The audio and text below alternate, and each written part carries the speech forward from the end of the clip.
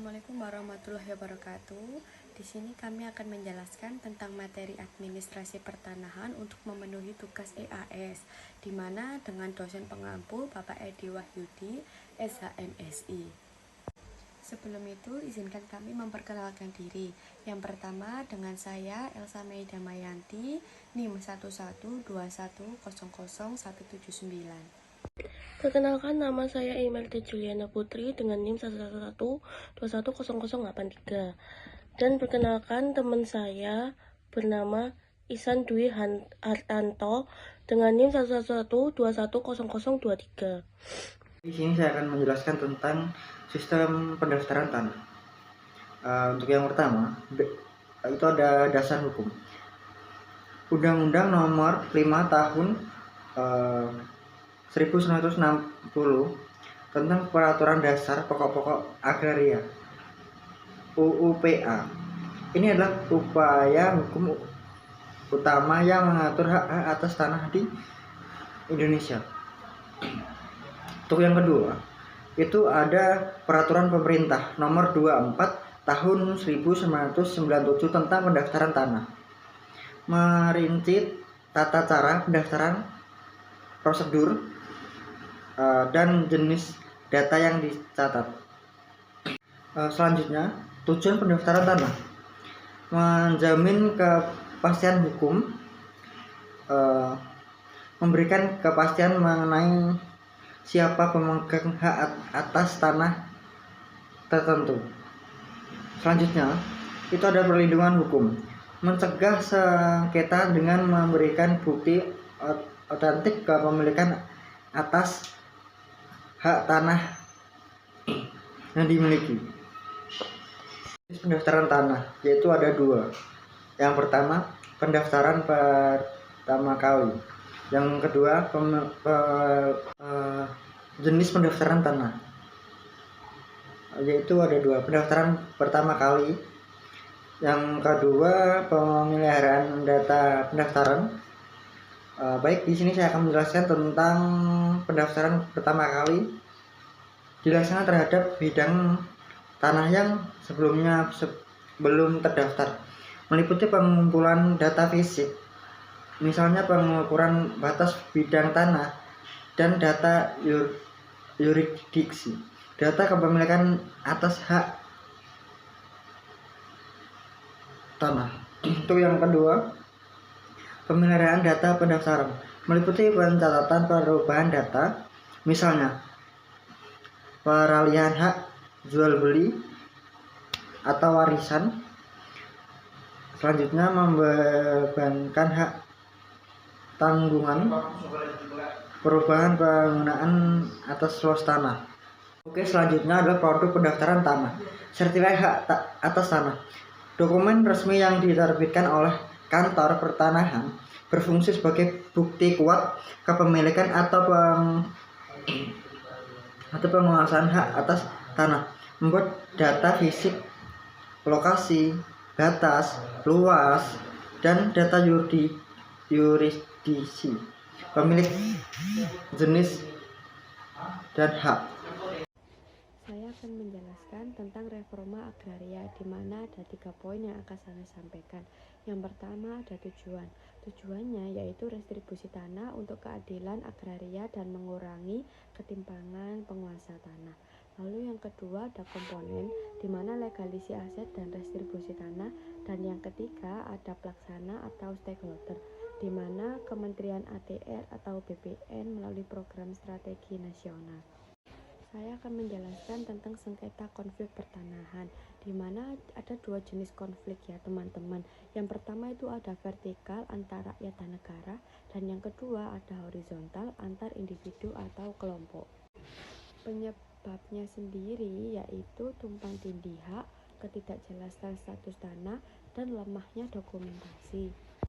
Lalu untuk penyelesaiannya sendiri itu ada mediasi, adjudikasi, peradilan PT UN, dan non-litigasi.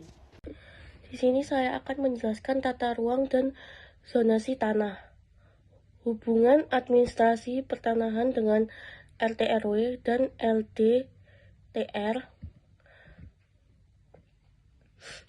menjadi legal menjadi dasar legal apakah tanah boleh digunakan sesuai rencana, mencegah konflik tata ruang, misalnya industri berdiri di kawasan hijau, melindungi keteraturan pemanfaatan ruang, mendukung pembangunan berkelanjutan. Undang-Undang Nomor 26 Tahun 2007 tentang penataan ruang. Inilah undang-undang utama yang mengatur penyelenggaraan penataan ruang di Indonesia, mengatur prinsip, tujuan, kebijakan, perencanaan, pemanfaatan, pengendalian, pemanfaatan ruang, mengatur kewenangan pemerintah pusat, provinsi, kabupaten, atau kota dalam penataan ruang, mengatur hak, kewajiban, dan peran masyarakat dalam penataan ruang.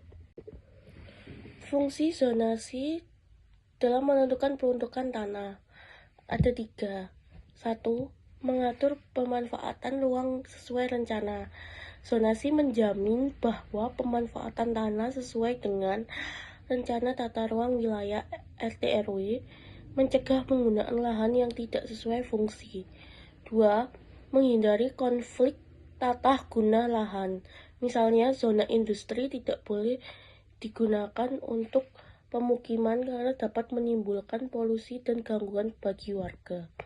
3. Menghindari konflik tata guna lahan. Misalnya, zona industri tidak boleh digunakan untuk pemukiman karena dapat menimbulkan polusi dan gangguan bagi warga. Prinsip kepentingan umum.